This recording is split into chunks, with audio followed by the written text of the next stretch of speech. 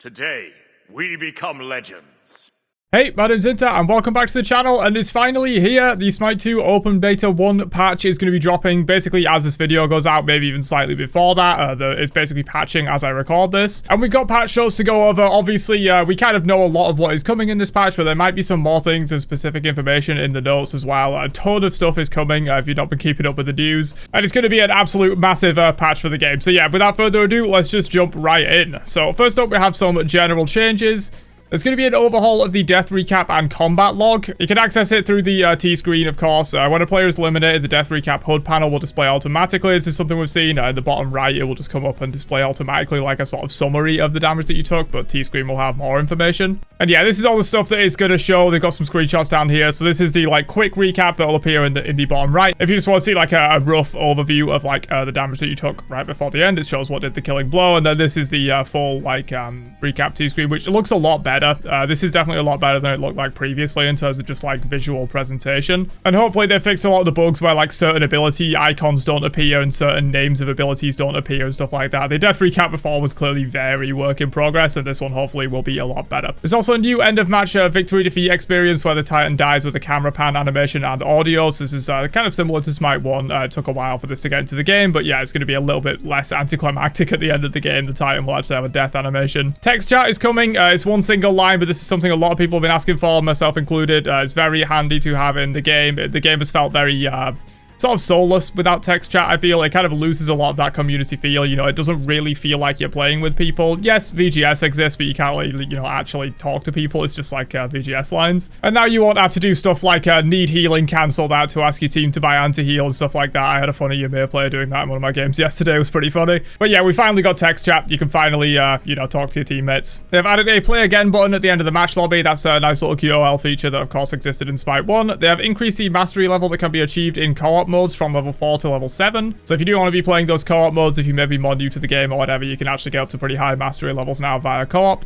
For the item shop, the split view of the item shop now looks and functions like the Smite 1 console item shop. So this is something people have been complaining about a lot, people that are on console. The shop, really hard to navigate, really annoying on a controller. So that should hopefully be a lot better for you guys in this update. Typing to search will clear filters to make sure the type time is found. This is good. This is something I noticed as well. I would not clear the filters, and then you'd be really confused as to why like you search talisman and talisman of purification doesn't come up. It's probably because you have like the strength filter on or something like that. This is good. Type text will clear via the clear button, clicking a filter or closing the shop. So yeah, you can clear them very easily and just have an easier time at like actually navigating the shop. So gameplay changes. CC buffering is here. This is going to be probably a lengthy explanation of it. I imagine a lot of you guys have probably already know about this system. It has already been in the game for a while, and I've made videos explaining it and everything like that. Basically, the long and short of CC buffering is that if you are mid ability animation, like in the pre-fire of the ability, and you get hit by a CC, the ability will still complete, whereas in Smite 1, it would cancel you out of the pre-fire and it wouldn't take the cooldown. Now the ability will complete and go on cooldown. It's going to have some pretty interesting interactions, but yeah, that's basically the gist of it. Dashes will not be affected by buffering. You can't buffer a dash, so if you get like Athena taunted out of your Cernanos dash or whatever, you will still be taunted. But jumps and teleports don't apply to this. I'm pretty sure teleports have basically no like pre-fire animation anyway, so it doesn't really matter, but jumps will be affected by buffering. So if you start your jump and you get Athena taunted, you will complete the jump. You will still be CC'd this whole time, so like for example, if you were in the middle of animation, like a Thanatos 3 or a Danzaburo 2 or something like that, and you get stunned, you will not be able to move. You won't be able to move your camera or anything like that. It will be as if you are stunned. It's just the animation and the ability will come out as normal. Some brief stuff on minions. So minions will now prioritize attacking towers over enemy minions. I'm not sure if this was how it worked in Smite 1 or not, but that's probably a good change. Previously, lane minions would chase targets forever until they the target left the vision range. Now, under most circumstances, they will break off their attack when entering the jungle. Detailed rules are as follows. Minions will chase targets into the jungle. Minions will drop their target if the minion itself steps into the jungle. Unless the target has recently damaged an allied god, then they will follow. Minions cannot acquire new targets that are already in the jungle, and unless the potential target has already damaged an allied god. So yeah, if you've damaged an allied god and you have that mark on you where minions target you for like the next 5 seconds or something, they will ignore this rule. But if you haven't damaged an enemy god recently, they will not follow you into the jungle, which is really good. This was super annoying. You know, you would often just like have a minion on you and you want to just like go into the jungle, do your buff or like go like rotate or something, and the minions are just following you, granting permanent vision to the enemy team. This is really good. It was one of the main things that was causing weird buggy minion AI, because they sometimes struggle to get back into the lane once they go into the jungle and stuff like that. So this is going to be a really good change for just uniformity. I'm pretty sure this is how it worked in Smite 1 as well. Moving on though, we have Ranked Season 0. So welcome to Smite Ranked Season 0. With the launch of Smite 2 Open Beta, we are kicking off a brand new ranked season with a more solidified format and competitive goals. While this will be a complete season, planned to last the duration of 2025, interesting, so probably that means we're not getting, you know, the full launch of the game in 2025, although that was probably expected anyway. If they are going to follow the regular, you know, sort of season style of Smite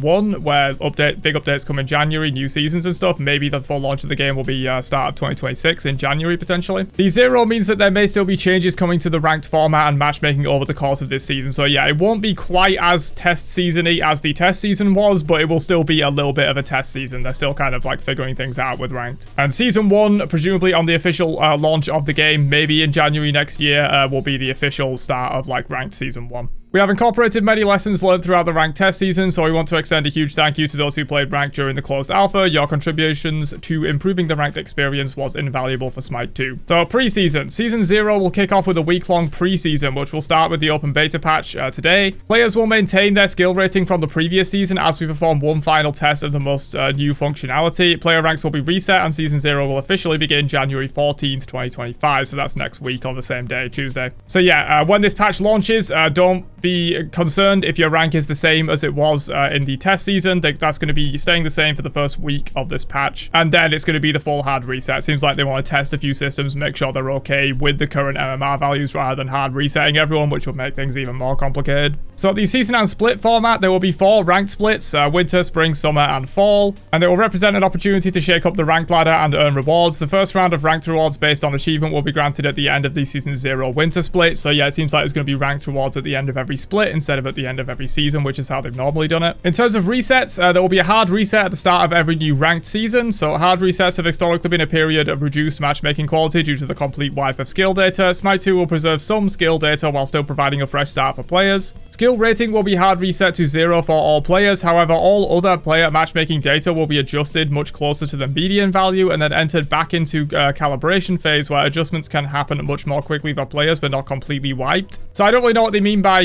like other matchmaking data. I don't know what else is used other than skill rating. Maybe there's like a hidden MMR value and skill rating is like your TP kind of thing, potentially. So like your hidden MMR isn't going to be fully reset. It's just going to be adjusted towards the median, sort of like a soft reset. So maybe it won't be quite as bad as like the initial launch of ranked for Smite 2, where everyone is at the exact same value and matchmaking is carnage. They say, note, skill rating is incorporated directly into ranked matchmaking, so a reset to 0 for all players will lead to chaos on the ladder, but this change aims to embrace the good chaos and sort it out much faster than in Smite 1. Hopefully that's true. That is definitely the ideal situation. You don't want ranks being absolute carnage for like an entire month after the hard reset. Season 0 will start with a hard reset of this nature the second week of the patch, January 14th. There will also be soft resets at the new ranked splits. So soft resets were historically an opportunity to shake things up at only the top end of the rank ladder, so as to not punish players still trying to make progress at lower ranks. While this is still the mentality that guides our philosophy to soft resets, given that ranked rewards will be first granted to the players at the end of the winter split alongside the first soft reset, we will be aiming to make the soft reset a more community-wide event for players to jump back into ranked and prove themselves again. Further details will follow at the end of the winter split. So yeah, there will be soft resets every split, kind of similar to how Smite 1 did it for a long time and still does that, I believe. The Ranked Conquest format underwent many changes during the ranked test season. To kick off Season 0 and provide a resource for any new ranked players, we will detail the current Smite 2 Ranked Conquest format with the new changes to the format for Season 0 indicated with the new tag. So I think we'll just go over the new changes. I'm sure most of you that are interested in ranked probably understand how all this works, but again, the full patch notes will be linked down at the top of the description as always if you want to go read over this in more detail. But this is already going to be an extremely long video. This is going to be an absolutely massive patch. I mean, we've got so much to cover, so I'm just going to go over what is new here. So in terms of parties, parties will be match made based on the average skill rating of the party. Previously, this was the maximum skill rating, so average skill rating is how Smite 1 did it. And this will basically make parties a little bit easier to queue with. You know, if you do have a decent amount of variance within your party, it's going to make it a little bit easier on most people in the party, but it is also going to probably degrade matchmaking quality a little bit. Another new one, teams will have their pre-match god bans increased from 1 to 2, so there's going to be 2 bans in rank now, which makes sense. We're hitting 50 gods. I think 2 bans at 50 gods makes sense, and maybe, you know, go to 3 bans at 75, 4 bans at 100, and then 5 bans at 125, and that's where Smite 1 maxed out. A player must be level 5 to queue for ranked conquest. This is probably sort of an initial thing that they're doing. I imagine there'll be more complex rules, such as God Mastery and stuff like that exist in Smite 1, but for now, you just have to be account level 5. They've also significantly increased the adjustment rate for skill rating, which is really nice. So you should hopefully get back to the level that you should be at, or to the level you should be at if you didn't play any ranked in the test season, much more quickly. They say analyzing the ranked test season, it was found that it took nearly double the intended number of games for players' skill rating to become properly reflective of their new skill, Smite 2 Conquest. I definitely felt this. It took me a long time to grind up that I eventually just gave up. I think I got to like high gold, and I was just like, oh, I can't be bothered with this. It was so many games, and there's going to be a hard reset soon anyway, so I just kind of gave up. Which, speaking of, I'll probably be streaming some, maybe some ranked, maybe some casuals. We'll see when the new patch launches. I'll be streaming basically right as this video goes out, or over on Twitch, so definitely come check that out. And here's some of the rewards that are going to be coming for ranked. So there's going to be a demigod title, which is earned the first time a player reaches 5k SR in rank, which is a threshold to hit demigod. And tracking for that will start after the hard reset next week. The Deity Winter 2025 title will be earned by any player holding Deity at the end of the split, and I think this is a much better way of doing it. In Smite 1, like, you would get, like, the Grandmasters for him, for example, if you just hit Grandmaster at any point during the season, whereas now you have to be holding it at the end of the split, which is going to make it a little bit crazy. There's probably going to be a lot of people at super high ranks grinding towards the end of the split to make sure they can stay in Deity, which I think will be good for, like, top-end competition.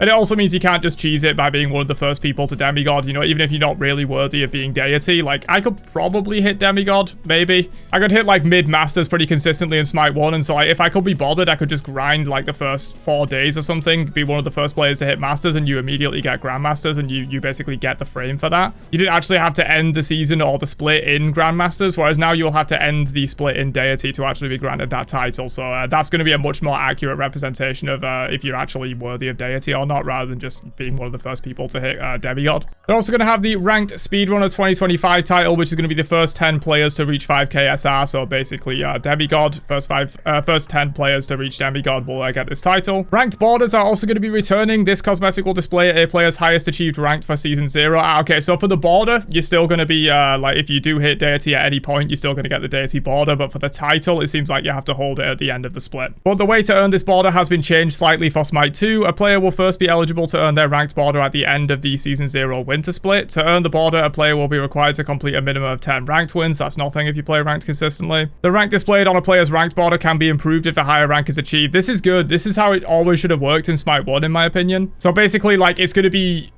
sort of like concurrent, you know, it's going to be always displaying your highest rank, and you're going to get this like much earlier in the season. So if you get it right at the end of the winter split, you've got like the ranked border, and the rank that is actually on it will be just displaying your highest rank. So even if at the end of the winter split you only with like gold or something, but then you end up hitting fucking Deity or something, and like the fall split, it will update that and it will keep it there, which is really cool. And you can use it in the current season, whereas in Smite 1 you would always have to display your ranked border from the previous season. You couldn't display your current rank. So I think this is all really good stuff, honestly. But that is it for ranked. Let's move into matchmaking, which is kind of tied to ranked, but also important for casuals as well. And one of the biggest issues the game is facing right now, you know, we'll see what changes they've got planned here. Hopefully there's a player base increase as well that will also help with that. So we have been hard at work to expand the tools available to the team in order to provide improved matchmaking for Smite 2. While this is an ongoing process, there are many exciting new features being implemented into both ranked and casual matchmaking. So the high skill lobby system. One common piece of feedback for Smite 2 matchmaking was that players queuing at the same time at the top end of the skill ladder were being placed into matches with a large variety of players with a range of skill levels instead of a match together.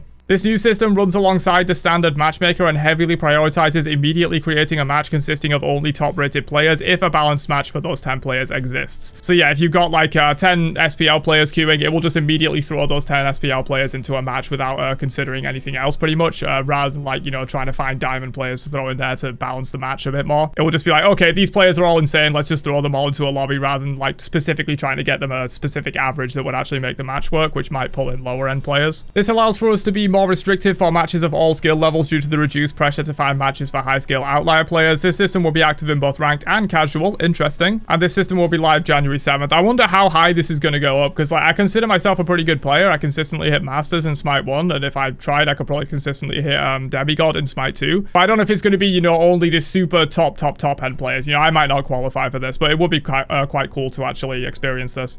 Multi-dimensional skill filtering. So a new technical functionality that allows matches to be filtered by multiple player experience, and skill values simultaneously, a key feature for the continued development of a more complex matchmaking system for Smite 2. This will immediately impact both casual and ranked matchmaking by incorporating a more complete player skill metric into the matchmaking process, alongside existing metrics such as SR or player level. Okay, so it sounds like, you know, you might have multiple values, so you might be matched based on your level, your SR, and your MMR, and it should hopefully get more accurate matches that way. We'll have to see how this works. A lot of this stuff, like, I can read over it and it sounds cool and stuff, but we'll just have to see how it works in practice, basically.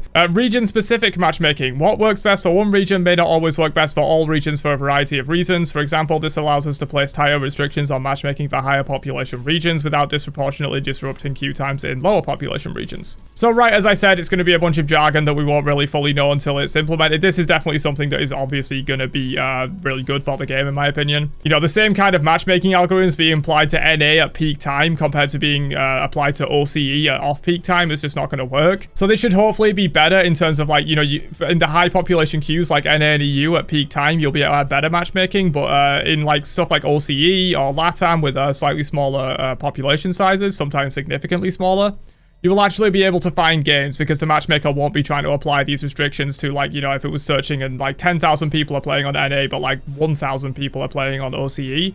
It's going to just not really work too well. So this is really good.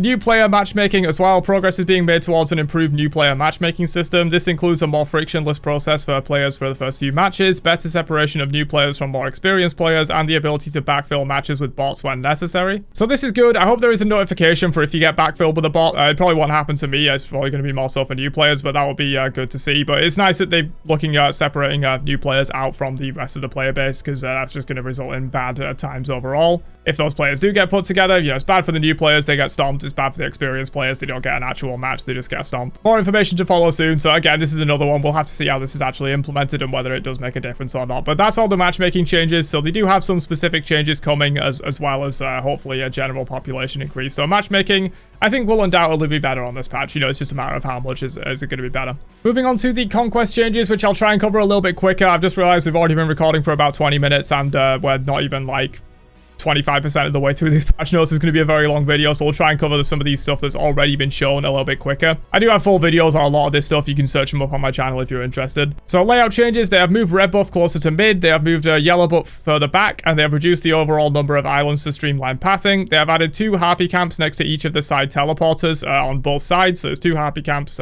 both sides on both side lanes. Stealth grass areas have been adjusted to better support the new layout changes. New camp in the Cyclops Warrior. There are 2 of these, one on each side of the mid lane. And defeating them drops the Cyclops Ward, which functions like a regular ward for now. So in the future, they might have some changes for these, but for now, it's basically just a free ward that you get to pick up and put in your consumable slot. The Scorpion is another new camp that is found closer to base. It's going to be sort of replacing one of the old back happy camps, and when you defeat this, it grants a larger amount of XP and gold, but it's harder to kill, and it grants a pickup called the Eye of the Jungle. And basically what this does is you press it, and it pings all enemy locations on the minimap just once. It doesn't give you vision of them, so you won't get any other information on who it is, or like what they're doing or whatever. You don't get vision of them, you won't see them through walls, but it just pings everyone on the minimap, so you can use it and you can see all 3 people are right in the Gold Fury pit. Okay, they're probably on Gold Fury, let's go defend that. It's a really cool objective in my opinion, or not really an objective, just a little extra thing. But I think it's got a pretty high skill ceiling and it's going to be very interesting. Your jungle is going to have a lot of influence now because they're going to be picking these up, and you might want to call out, you know, try and use that if you think they're on gold or whatever. Fire Giant is going to drop the Obsidian Dagger, and basically this deals 500 true damage to you and grants 15% increased damage and attack speed for 6 seconds. But the main thing with this, I think, is if using this would kill you, it would instead revive you to full health over a short period of time and still grant the buff at the end of the revive. So basically with this dagger, I don't think you're ever looking to use the buff with it for the most part. I think you're looking to kill yourself with it. So basically, if you're ever getting low, it can be hard to time. You want to press this dagger and you'll get basically a revive, which is kind of crazy. And this can just be picked up into your consumable slot. It drops from the Fire Giant, much like a lot of the other camps. Breakables are going to be added as well, so silver and gold pots will spawn around the Gold Fury pit. You can run through them or break them with basic attacks or abilities and they grant gold. Fire Giant fragments in the Fire Giant pit work very similarly, but they grant permanent strength and intelligence. And wisps roam the jungle, and they work in a very similar way. They regenerate 1% max health over 10 seconds, or, well, 10% over 10 seconds, 1% per second. The Queen Naga's buff has been changed a little bit, so basically this will now spawn a consumable in your inventory instead of giving you a buff, and you can basically just use the consumable to spawn these whenever you want. So you can use them in a fight now, and you have a little bit more control over when they will spawn and the cooldown and stuff like that. Roaming harpies have been added as well. These will roam around the back camps and just a little bit of extra farm, very similar to Smite 1. They have also made jungle camp TTK changes. Jungle camps will now be much harder to defeat for people without a jungle starter item. This might lead to some weird stuff. We've already seen a lot of pro players in in-houses picking up jungle starters on roles that definitely should not have them. So we'll see how this works. You might end up going jungle starters until they kind of balance this out a little bit. We'll have to see. But yeah, jungle camps are going to be a lot harder to kill without a jungle starter. With a jungle starter, it shouldn't be too much different though. Joust is coming as well. I've got a full video on it. I'll link all of my videos on the individual like things from this. I'll link my Joust video, I'll link my Conquest Changes video, I'll link my Assault video, all that kind of stuff going over this if you want more specific information and visuals on what's actually going on with these if you haven't seen them. So I don't think reading over patch notes is going to really do the Joust map justice. It looks beautiful. It works very similar to the Season 3 Chinese Joust map. The Lost Knight is going to replace the BDK, but it's going to work in a very similar way. And they've added a teleporter as well that teleports you over from red buff to the BDK. There's a bit of stealth grass. Other than that, not too much has changed. I'll link my full video on Joust down below if you're more interested in like a visual. Duel will also be coming. It's going to release January 13th in Smite 2, so it's not going to be there immediately on launch, but it is going to be there about a week after.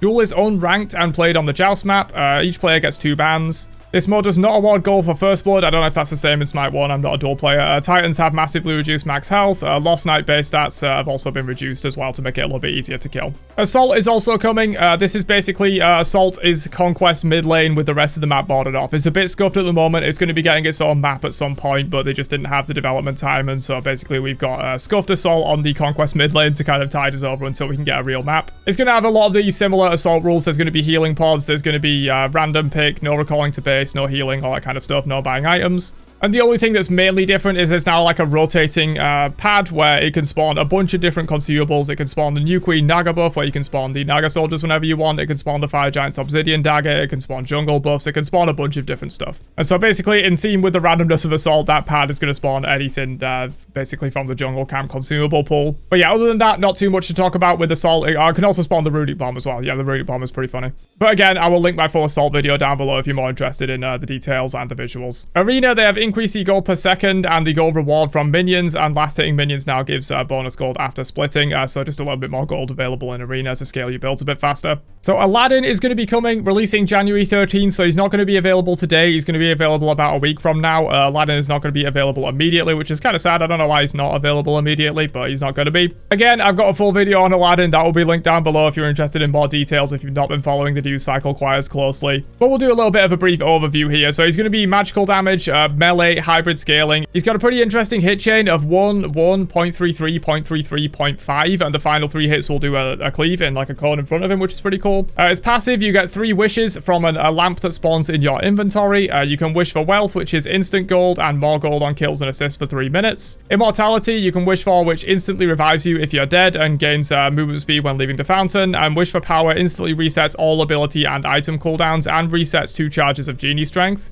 And the Genie Strength, these are gained every 15 seconds. You can hold up to 2 and they enhance his basic abilities. You can refire them using Genie charges, which we'll get into in a second. The lamp that spawns in your inventory allows you access to the wishes, and it also provides 2% plus 0.75% per level stats from all items. So basically, it's going to be giving you a little bit of free stats. You're still going to sell this lamp late game for a full item, but just while you're holding it, it's going to be giving you a bunch of free stats. His one fires 5 Kufic symbols that deal magical damage. So these start in a cone, and you can charge to narrow the cone into a full line.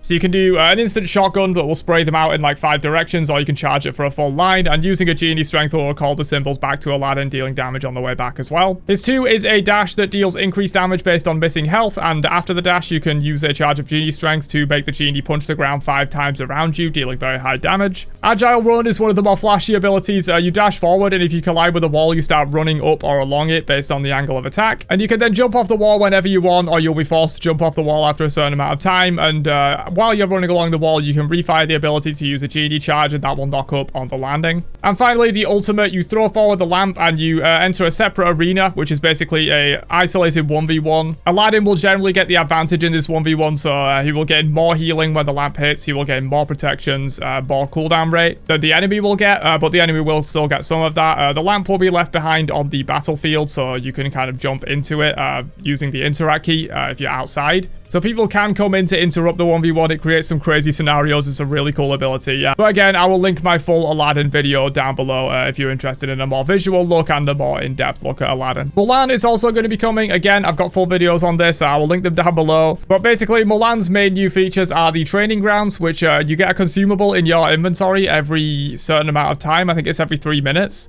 And you can place this down and allies get increased XP and movement speed. And also you are granted extra movement speed if you're running towards the training grounds when you're not in it. So basically, this is a way to get a little bit of extra farm. You can kind of put it down when you're about to clear a minion wave or a jungle camp and get a little bit of an XP lead. And the other main change Mulan got is that mastering each of her weapons adds some extra effects to her ultimate. So with the mastered sword, you can turn up to 90 degrees during the dash of the ultimate. Mastered spear, knocking up the enemies, also adds 3 seconds to their active cooldowns. And mastered bow, the arrow shot travels 40% faster. Agni didn't really get too much either, so the main feature is on his passive. Killing an enemy god sets Agni on a hot streak for 10 seconds, and his passive is permanently active and won't be consumed for those 10 seconds. And a nice little QOL change, Rainfire, as soon as you level this at level 5, you're going to have 3 charges available immediately, so that makes Agni pretty scary at level 5. Geb is going to be coming as well, and he got some more substantial changes. Again, full video down below if you're interested. Geb cannot take more than 20% of his max HP from a single attack, and basic attack damage is reduced by 25%. That's new on this passive in addition to the crit bonus damage reduction. So that's pretty crazy. You know, if you get Scylla ulted as Geb, no matter how tanky you are, you can only ever take 20% of your health. And his 3 will also apply the hardest rock benefits to the ally that you put it on, which is also kind of crazy. And also his 1, after 3 seconds, which is when you go CC immune while you're using rollout, this can be refired to leap anywhere you want. It says leap forward, but if you turn your camera, you can kind of leap anywhere you want, and it will deal additional magical damage and knock up enemies. It'll be a straight knock up as well, not a knock away like it normally is with this one. And finally, for gods coming in this update, we have Ullr, who also got some relatively minor changes. So the main new features are on his 3. So the 3 in bow stance, the arrow remains in the ground, and if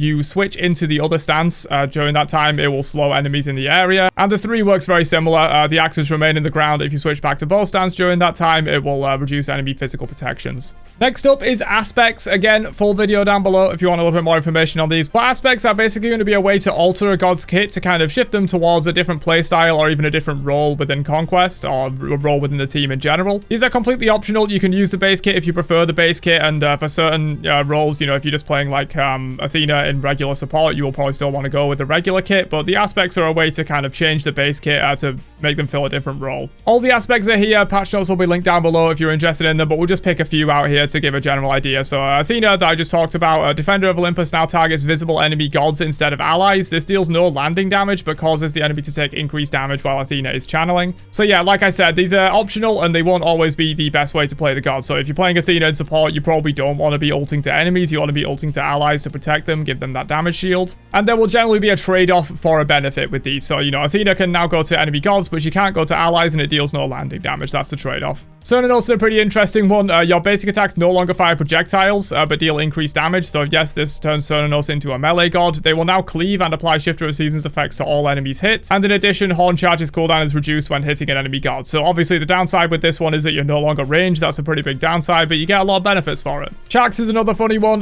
Rain Dance no longer heals, but damages enemies in the area instead. It's pretty simple, but it definitely changes his playstyle quite a bit. Losing that heal makes you play very different, but you're going to get a lot of damage and a lot of area control for that. Mordred's is another pretty crazy one. Shoulder Charge no longer knocks up enemy gods and deals reduced damage, but it now passes through enemy gods. Additionally, damaging an enemy god with an ability resets the cooldown of Shoulder Charge.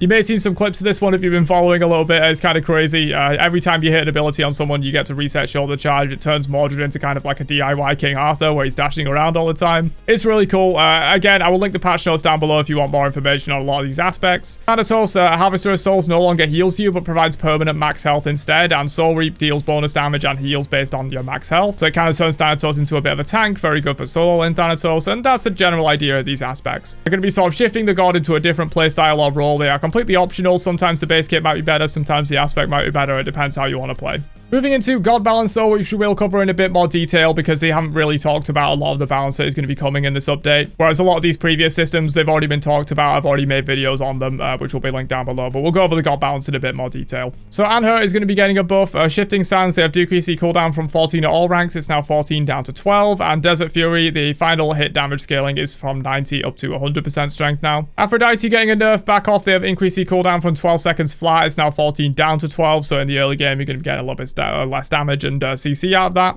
Ares is getting some buffs, definitely needed. His passive, they have increased the int conversion from 100% of his cooldown rate to 125% of his cooldown rate. Call to Arms, they have decreased the cooldown from 15 at all ranks. It's now 15 down to 13. And No Escape, they have increased the mitigation, mostly towards the early game. In the late game, it's going to be the same, but you're going to get a lot more mitigation for those early game Ares ults. Hercules is getting a buff. His passive, Apotheosis, they have increased the strength per damage taken stack from 3 to 4, and also increased the strength per ability damage dealt stack from 3 to 4 as well. So just getting a little bit more free strength from his passive. Khepri getting a buff. They have increased the protections that he gains from Abduct, more so towards the later ranks of the ability. His 3, they have decreased the root duration from 1.5 to 1.9. It's now 1.25 to 1.45, and they have also decreased the cooldown as well. So you're going to be rooting for less, but rooting more often. And Scarab's Blessing, they have increased the strength and intelligence gained by double. So you're going to be giving a lot more free stats to your teammates while the Khepri ulted to secure those kills if the enemy doesn't want to kill you. Mordred getting some buff. They have increased the slash damage on Cruel Strike by 20 at the later ranks, none at the base rank, and then also increase the slam damage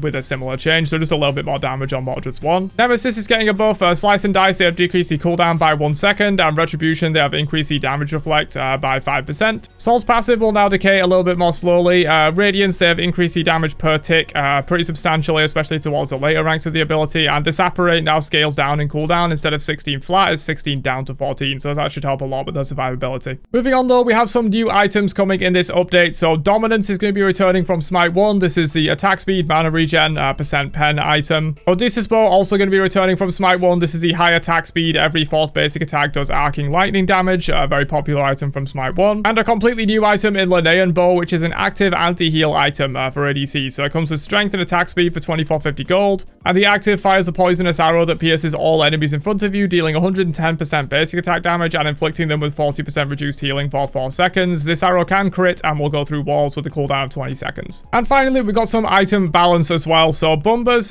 new. In addition to the other effects, you deal 20% less damage to lane minions. Same thing with Bumba's Cudgel. Yeah, this makes sense. I was wondering if they were going to do something similar to this because we have seen a lot of non-jungle roles buying jungle starters because of the change to Conquest where jungle camps are much harder to kill without a jungle starter. So now these are probably pretty much unviable if you want to go them in a laning role because you're just going to be getting outcleared so heavily if the enemy doesn't go one of these. Yes, you'll have better jungle camp clear, but 20% less damage to lane minions, you're going to be clearing much slower than the enemy, so it's probably aren't worth doing. Kin's Blade is getting a shift. They have decreased the maximum health damage from 4% to 3.5, but it now deals an additional 4% of the difference between the user's and the target's maximum health. So Kin's is now going to be significantly more effective at shredding tanks, but ever so slightly less effective at shredding squishies. They made a very similar change in Smite 1 a while ago. Avatar's Parachute is going to be now a hyper luxury item. This is something they're doing in this update. They're making some items into hyper luxury items that are incredibly expensive but provide ridiculous stats and effects. So Avatar's Parachute and Dreamer's Idol are both getting these changes. They're going to go up to 3,700 gold. They're going to be massively increasing the base strength and int, also increasing the active strength and int bonuses by 5%. And you are also displacement immune while they are active, and they last 10 seconds, so it's 10 seconds of displacement immunity that could be valuable in some matchups. They've also made some general buffs to strength items across the board because strength was mostly underperforming. So Tekko Kagi gets 10 more strength, Pendulum Blade gets 5 more strength, Jotun's Revenge gets a 50 gold cost increase but 10 more strength, Sworn gets 5 more strength, Executioner gets 10 more, Reaper gets 5 more, and now applies its benefit when you hit an enemy god rather than only when you hit a god below the threshold. So the whole threshold mechanic of Reaper is just gone now. They have increased the max stacks from 3 to 6 but also decreased the benefits accordingly, so it's going to be the same amount of total benefits but it's now going to be over the course of 6 stacks. Hydra's Lament gets a 50 gold cost increase, a 5 strength decrease, but they've added some cooldown rate to it, which is pretty cool. This is kind of how it was in Smite 1. It always felt a little weird that Hydra's didn't have cooldown. You know, it's kind of an item that relies on you using abilities and then auto cancelling. It kind of feels good to have cooldown on it. Brawler's Ruin, they have increased the cost by 30, but the strength by 15. Bragi's Harp, they have increased the strength by 10, but decreased the intelligence by 10. Bracer of the Abyss, they have increased the attack speed by 5%. Avenging Blade, they have increased the cost by 300, but the strength by 20 and the health by 50, so definitely a trade in the item's favor there. Typhon's Fang, they have increased the int by 10. Shifter's Shield, they have increased the passive strength by 10. Leviathan's Hide, they have increased the physical prop by 10. Sphere of Negation, they have increased the cost substantially and increased the magical protection. This is one of the hyper luxury items. So 3250 gold, but they have increased the magical protection to 100, which is just insane to have on one item. Iron Providence, the ward active item, now gets killing a ward, grants you 50 additional gold passively. So if you're going to be buying a lot of sentries in addition to this, you can get a lot more gold from that. You can kind of farm gold from enemy wards. They're going to be giving you 100 gold instead of the regular 50, which basically means your sentry ward costs 20 gold, which is pretty poggers if you're going for that like hyper vision control support build. Jade Scepter is getting a new effect. Enemies hit by the area also lose 25% of their strength and in for 4 seconds. This is the knock everyone away from you in a cone active item. Screeching Gargoyle, which is the silence everyone in front of you in a cone active item. They have increased the magical procs by 10 and given it a 25% physical and magical shred, similar to Jade Scepter. Phoenix Feather is getting a pretty massive buff. They have decreased the cooldown from 4 minutes to 3 minutes, and the effect now pulses out a ring, dealing 10% max HP true damage around you, which is pretty crazy. And this is the active item that heals you based on your missing health. Stampede is getting a buff. They have increased the duration from 4 seconds to 6 seconds, and they have adjusted the effect. Instead of instantly gaining 30% movement speed, you gain 60%, scaling down to 20% over the course of the duration. And there's also a new effect. You and allies are cleansed of active slows and gain slow immunity and 20% attack speed for the duration. So definitely some massive Stampede buffs there. It's going to be pretty OP, I think. Hussar's Wings is getting a bit of a rework. So this is the self sprint. So Stampede was the AoE team sprint. This was the self sprint that granted slow immunity. They have increased the cost by 600 gold, so it's going to be a bit of a luxury item now, but they have increased the procs significantly, the health significantly, and the active effect has been replaced with a passive that you are straight up immune to slows. So this one's pretty crazy. Definitely can be really, really good in some matchups. You know, you buy this into Cupid or whatever, like anyone that's heavily reliant on slows, you can just walk straight out of Cupid ult, you're just permanently immune to it. It's kind of crazy. Wish Granting Pearl is also becoming a hyper luxury item, so it's going to be costing 3550 gold now, but they have increased the int from 80 to 120, the health from 250 to 500, and the mana from 150 to 250. So it's just going to be a very hyper expensive big fucking stat pile,